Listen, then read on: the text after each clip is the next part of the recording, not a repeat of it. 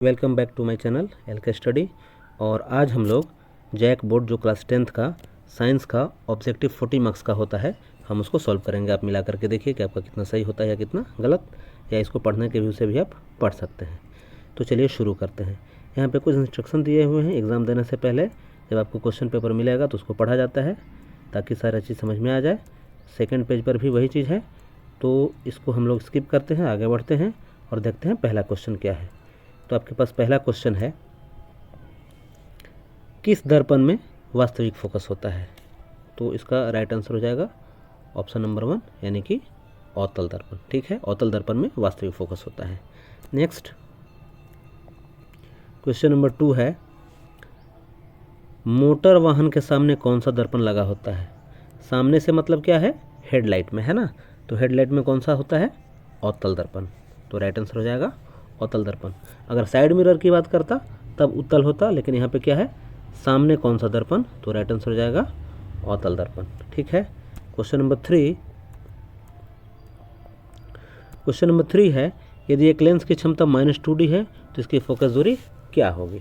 तो फोकस दूरी F is equal to होता है 1/P is equal to P। यहाँ पे कितना है? 2 डायोप्टर है, यानी कि 2। ए आंसर आता है मीटर में। जब इसको आप सेंटीमीटर में कन्वर्ट करोगे तो 100 का मल्टीप्लाई करना होगा, तो कट जाएगा, आएगा 50, यानी 50 सेंटीमीटर। और यहाँ पे देखिए माइनस है तो ये माइनस रहेगा। सो आपका आंसर क्या हो जाएगा? राइट आंसर आपका -50 सेंटीमीटर। ठीक है, आगे चलते हैं। अगला क्वेश्चन नंबर 4 है, निम्न में से किस माध्यम का अपवर्तनांक अधिकतम होता है? ठीक है, अपवर्तनांक अधिकतम किस माध्यम का होता है? यहाँ पे ऑप्शन है हवा, जल, शीशा और हीरा। तो इसका राइट आंसर हो जाएगा हीरा। हीरा में अपवर्तनांक सबसे ज़्यादा होता है। अगला क्वेश्चन है क्वेश्चन नंबर 5, प्रिज्म द्वारा प्रकाश की कौन सी परिघटना घटती है ना। तो प्रिज्म क्या करता है? वर्ण विक्षेपण करता है। अरे भाई यही ना, ये प्रिज्म रहता है और यहाँ से जब प्रकाश किरण जाता है तो 7 रंगों में डिवाइड हो जाता है ना। तो ये घटना क्या कहलाता है? वर्ण विक्षेपण कहलाता है। तो राइट आंसर क्या हो जाएगा? प्रकाश का वर्ण विक्षेपण। ठीक है, ये प्रिज्म द्वारा होता है। बिल्कुल समझ में आ रहा होगा। अगला क्वेश्चन है, जरा दृष्टि दोष। जरा दृष्टि दोष किस प्रकार के लेंस द्वारा दूर किया जाता है? तो जरा दृष्टि दोष में क्या होता है? दोनों तरह का प्रॉब्लम हो जाता है, यानी मांसपेशी कमज़ोर हो जाता है और ना नज़दीक का देख पाता है ना दूर का देख पाता है। उस स्थिति में दोनों तरह का लेंस चाहिए, उत्तल अवतल दोनों चाहिए। तो इसीलिए द्विफोक्सी लेंस चश्मा में देखे होंगे। वृद्ध लोग का चश्मा इस तरीके का आप देखे होंगे। ये मान लीजिए चश्मा है तो नीचे इस तरीके का बना होता है, ऊपर वाले में अवतल और नीचे वाले में उत्तल, यानी द्विफोक्सी लेंस का इस्तेमाल किया जाता है। राइट आंसर हो जाएगा 3। अगला क्वेश्चन की ओर चलते हैं। क्वेश्चन नंबर 7, ये तो बहुत ही आसान है, बचपन से हम लोग पढ़ते आ रहे हैं। खतरे का निशान किस रंग का बना होता है? तो लाल रंग का बना होता है। अब क्यों बना होता है ये भी आप जानते होंगे। तो चलते हैं अगले क्वेश्चन की ओर। विभवांतर का एसआई मात्रक क्या है? तो विभवांतर का एसआई मात्रक सारा दुनिया जानता है, और क्या हो जाएगा? वोल्ट। बिल्कुल सही। तो आपका 8वें का ऑप्शन नंबर 1। अगले क्वेश्चन की ओर चलते हैं। किस विद्युत परिपथ में धारा की माप के लिए किसका उपयोग किया जाता है? यानी हम धारा को किससे मापते हैं? तो धारा को हम लोग एमीटर से मापते हैं। तो राइट आंसर हो जाएगा 9वें का 3 एमीटर। अगले क्वेश्चन की ओर चलते हैं। किसी बल्ब से 1 मिनट में 120 कूलाम का आवेश प्रवाहित होता है तो प्रवाहित धारा का मान कितना होगा? क्या पूछ रहा है? प्रवाहित धारा I। तो I का फॉर्मूला क्या होता है? आप लोग जानते हैं, I बराबर आवेश प्रवाह की दर, यानी आवेश जो आपका Q है उसमें हम टाइम से भाग दे देंगे। तो आवेश कितना है? 120 है और टाइम है 1 मिनट, यानी कि 60 सेकेंड, है ना। तो हम 60 से डिवाइड करेंगे तो 0 0 कैंसिल हो, 6 दूना 12, यानी कि 2 एम्पियर आपका राइट आंसर हो जाएगा। कितना? 2 एम्पियर। ये देखिए ऑप्शन नंबर 2 आपका राइट आंसर हो जाएगा। इसको क्लीन कर देते हैं और ये देखिए ऑप्शन नंबर 2 आपका राइट आंसर हो जाएगा। क्लियर है। आगे चलते हैं क्वेश्चन नंबर 11 की ओर। 1 यूनिट विद्युत ऊर्जा का मान क्या होता है? तो इसका राइट आंसर हो जाएगा 3.6 इंटू 10⁻6 जूल। इसको कैसे निकालेंगे, तो निकालने के लिए सिंपल सा है, आपको बताते हैं। राइट आंसर तो ये होगा, देखिए 1 यूनिट जो विद्युत ऊर्जा है उसको बोलते हैं 1 किलोवाट आवर, है ना। किलो का मतलब 1000 होता है, तो 1000 हो गया वाट, और यहाँ पे आवर है उसको आप 3600 सेकंड लिख सकते हैं, 3600 सेकंड। तो इधर वाट बच गया और सेकंड हो गया, तो कितना हो गया 36, यहाँ पे डबल जीरो है, 1000 का मल्टीप्लाई करोगे तो 3 थे जीरो, और यानी 1 2 3। अब इसको लिख कैसे सकते हैं 3.6 1 2 3 4 5 6, यानी इतना गुना 10 के पावर 6। तो यही तो इसका राइट आंसर है, ऑप्शन नंबर 4 इसका राइट आंसर हो जाएगा, 3.6 10 के पावर 6 जूल। ठीक है, अगले क्वेश्चन की ओर चलते हैं। क्वेश्चन नंबर 12, विद्युत धारा प्राप्त करने की युक्ति को क्या कहते हैं। तो जनरेटर कहते हैं, जनरेटर से हम लोग विद्युत धारा प्राप्त करते हैं। अगले क्वेश्चन की ओर चलते हैं। क्वेश्चन नंबर 13 है आपके पास, लघु पतन के समय परिपथ में विद्युत धारा का मान हो जाता है। तो जब शॉर्ट सर्किट होता है, लघु पतन जब शॉर्ट सर्किट होता है तो उसमें धारा का मान बहुत ज़्यादा बढ़ जाता है। ठीक है, तो राइट आंसर आपका ऑप्शन नंबर 1, बहुत अधिक। क्वेश्चन नंबर 14, ये बिल्कुल देखिए पुआ वाला सवाल है, एकदम सीधे मुंह में डालिए और गप गप खा जाइए। नीला लिटमस पेपर किससे लाल हो जाता है ना। तो अम्ल क्या करता है, नीला लिटमस को लाल कर देता है। तो नीला लिटमस किससे लाल हो जाएगा, अम्ल से लाल हो जाएगा। अगले क्वेश्चन की ओर चलते हैं। निम्न में से कौन क्षार है, निम्न में से कौन क्षार है। तो सोडियम हाइड्रोक्साइड NaOH यही क्षार है, एक प्रबल क्षार है। क्वेश्चन नंबर 15, जिप्सम का रासायनिक सूत्र है ना, जिप्सम का रासायनिक सूत्र क्या है। तो कैल्शियम सल्फेट ट्वाइस H2O, यानी CaSO4.2H2O, ये आपका राइट आंसर हो जाएगा। जिप्सम का रासायनिक सूत्र ऑप्शन नंबर 2। अगले क्वेश्चन की ओर चलते हैं। क्वेश्चन नंबर 17, समीकरण दिया हुआ है, समीकरण CaCO3 और उसको ऊष्मा से हीट करेंगे तो CaO + CO2 में कन्वर्ट हो जाएगा। तो किस प्रकार का है, तो देखिए एक ठे चीज़ दो चीज़ों में बन रहा है, यानी विभाजित हो रहा है, तो हो जाएगा वियोजन। तो कैसा अभिक्रिया है, वियोजन अभिक्रिया है। अगले क्वेश्चन की ओर चलते हैं। क्वेश्चन नंबर 18 है, जल के विद्युत अपघटन में कैथोड पर कौन सी गैस मुक्त होती है। इस क्वेश्चन में देखिएगा कन्फ्यूज़न है, यहाँ पे दे रहा है कैथोड पर, और इसका जो इंग्लिश वर्जन है वो लिखता है ऑन एनोड। समझ रहे हैं, यहाँ पे बात कर रहा है कैथोड और यहाँ पे कर रहा है एनोड। तो अब देखिए कैथोड पर H2 गैस मुक्त होता है। ठीक है, कैथोड माइनस वाला होता है, आपके पास जो बैटरी है उसमें एक माइनस सिरा रहेगा और एक प्लस सिरा रहेगा, और उसी तरह से जब हम विद्युत अपघटन करते हैं तो एक माइनस सिरा से जुड़ा रहेगा और एक प्लस सिरा से जुड़ा रहेगा। तो प्लस वाले के पास ऑक्सीजन आएगा और माइनस वाले के पास हाइड्रोजन आएगा। अब समझिएगा, अब अगर कैथोड की बात करेंगे तो हाइड्रोजन हो जाएगा, लेकिन अगर इसी का इंग्लिश वर्जन आप देखिएगा तो यहाँ पे एनोड की बात कर रहा है, तब क्या हो जाएगा, ऑक्सीजन। तो ये क्वेश्चन बिल्कुल कन्फ्यूजिंग है ना। इंग्लिश वर्जन अलग है, हिंदी वर्जन अलग है। अगर आप इंग्लिश वर्जन की बात करोगे, इंग्लिश के हिसाब से चलोगे, तब तो राइट आंसर होगा ऑक्सीजन, और यानी एनोड की अगर हम बात करते हैं तब, और अगर कैथोड की बात करोगे तब क्या हो जाएगा, H2। क्लियर है, तो इस क्वेश्चन में आप लोग समझ लीजिएगा, आप H2 हिंदी के माध्यम से और इंग्लिश में O2 कर सकते हो, है ना। ये क्वेश्चन पता नहीं जय कैसे कैसे कन्फ्यूजन वाला क्वेश्चन डाल दिया, यानी इंग्लिश क्वेश्चन में कन्फ्यूजन कुछ नहीं है, इसका हिंदी वाला अलग है और इंग्लिश वाला अलग है। आप देख ही रहे हैं, यहाँ पे कैथोड है और यहाँ पे एनोड है। तो अब चलते हैं अगले क्वेश्चन की ओर। क्वेश्चन नंबर 19, उपचयन अपचयन अभिक्रिया का दूसरा नाम क्या है। तो सबको जानता है, रेडॉक्स अभिक्रिया। ऐसा क्यों, क्योंकि देखिए उपचयन और अपचयन, उपचयन को हम लोग बोलते हैं ऑक्सीडेशन और इसको बोलते हैं रिडक्शन। तो इसका वाला RED और इसका OX ले लिया जाता है और नाम बन जाता है रेडॉक्स। तो जब दोनों अभिक्रिया एक साथ रहती हैं तो उपचयन अपचयन अभिक्रिया को हम लोग क्या बोलते हैं, रेडॉक्स, है ना। तो इसका राइट आंसर हो जाएगा ऑप्शन नंबर 3। अगला क्वेश्चन की ओर चलते हैं। क्वेश्चन नंबर 20, विद्युत का सर्वोत्तम चालक क्या है। तो सर्वोत्तम चालक इन सब में क्या हो जाएगा, कॉपर। ऐसे तो सिल्वर होता है, लेकिन सिल्वर यानी कि Ag है ना, लेकिन यहाँ पे Ag तो दिया नहीं है। दूसरे नंबर पे कॉपर, तो कॉपर दिया है। तीसरे नंबर पर एल्यूमिनियम, तो हमारा राइट आंसर क्या हो जाएगा? Copper, option number 1। अगले क्वेश्चन की ओर चलते हैं। क्वेश्चन नंबर आपका 21 है। गंधक क्या है? गंधक एक अधातु है ना, नॉन मेटलिक है, यानी एक अधातु है। राइट आंसर हो जाएगा ऑप्शन नंबर 2।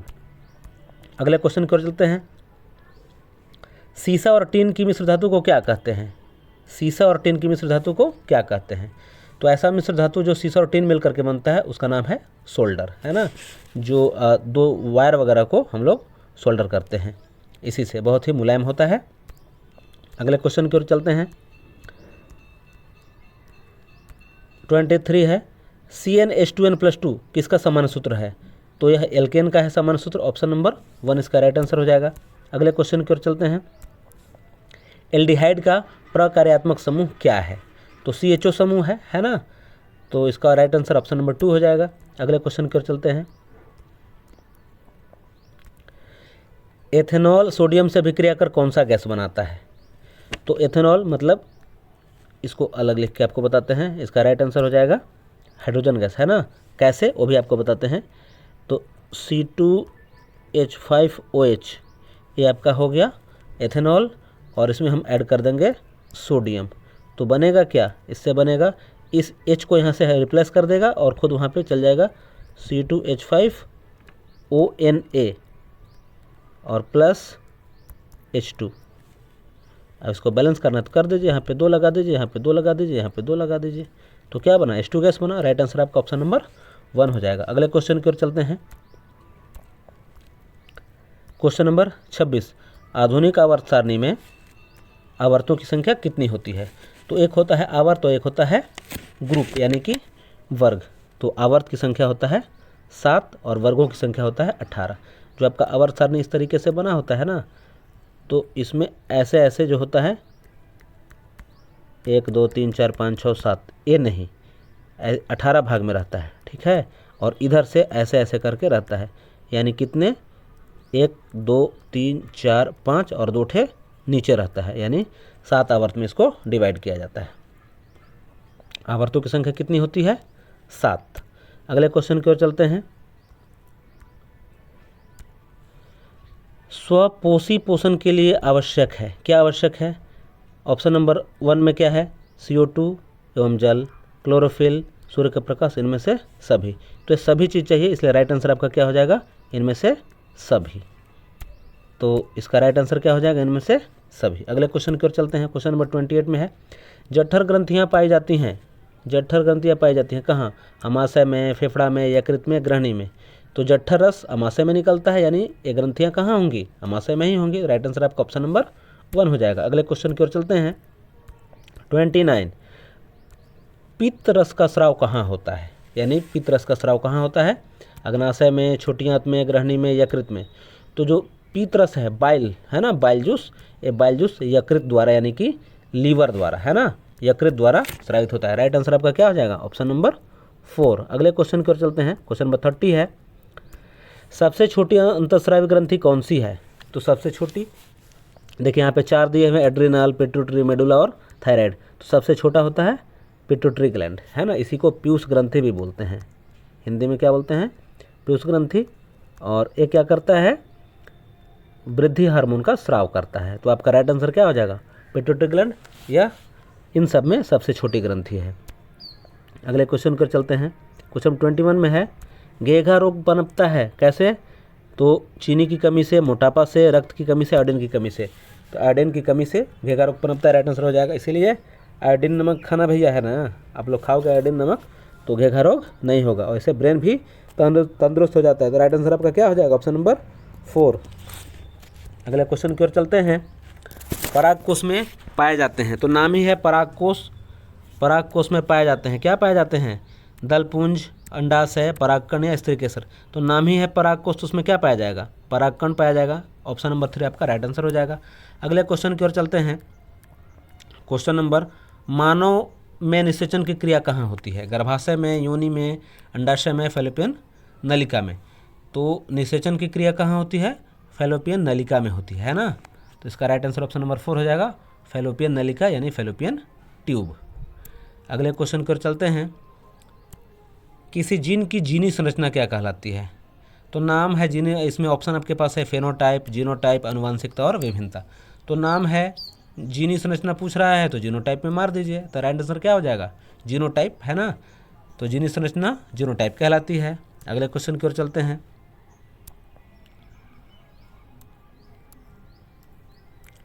क्वेश्चन नंबर 35, एक स्त्री के कौन से लिंग गुणसूत्र मिलते हैं? एक स्त्री में कौन से लिंग गुणसूत्र मिलते हैं? ऑप्शन XX, XY, XXX और XXY।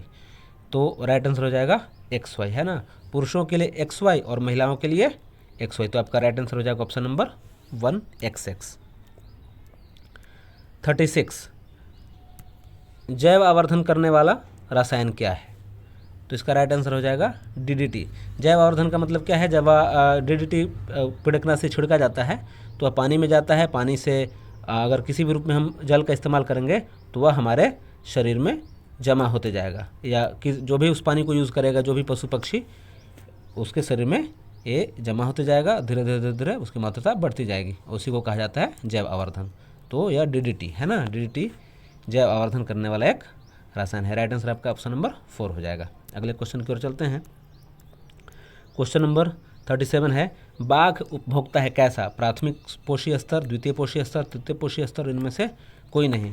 तो जब आहार श्रृंखला आप लोग बनाते हैं ना, आहार श्रृंखला, तो आहार श्रृंखला में सबसे पहले क्या होता है? पेड़ पौधे,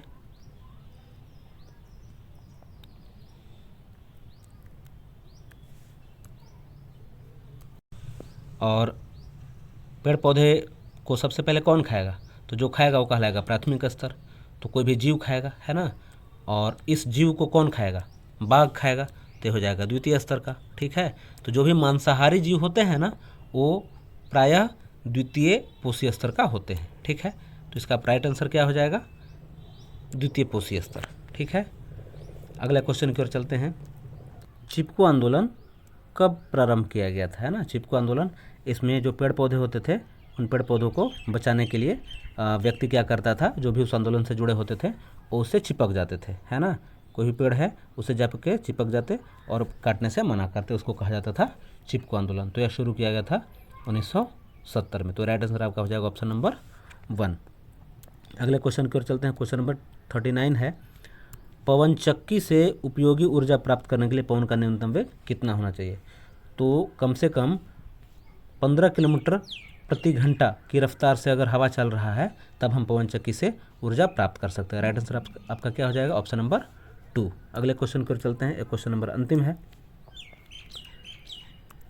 जल विद्युत संयंत्र किस ऊर्जा को विद्युत ऊर्जा में रूपांतरित करता है? राइट आंसर हो जाएगा स्थितिज ऊर्जा।